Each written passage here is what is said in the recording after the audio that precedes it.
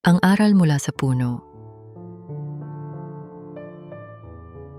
Walang makakaintindi sa dahon, kundi yung sanga ang matamis na bunga, di ba sa puno nakadamba na? Kaya ang pagkauhaw sa tubig, dapat pantay na madama ang punong iisa ang ugat at gumagawa ng sama-sama. Ang larawan ng puno maitutulad sa isang pamilya na binikis sa pagmamahal ng ama at ina. Ang sanga ay mga supling na tinaniman ng saya at mga turong mabubuting asal na buhat sa dakilang ama. Masdan ang bawat bunga, di ba ito ay iba-iba? Ang hugis ay hindi magkakatulad, may kanya-kanyang ganda. May napipitas pagkadakam, pakinabang ay masagana, mayroong natitira sa tangkay na di mapansin ng balana. Ang pagkabulok maaring ilarawang isang pagdurusa, tagumpay, naman ang dama niyong mga bungang nalasap ang lasa.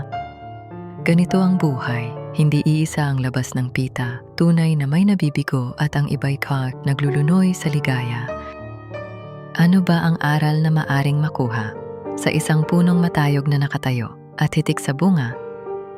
Ihambing natin sa isang pamilyang buo at may matatag na pagsasama. Hindi magkakalayo ang damdamin hanggang sa huli pagmamahal ang una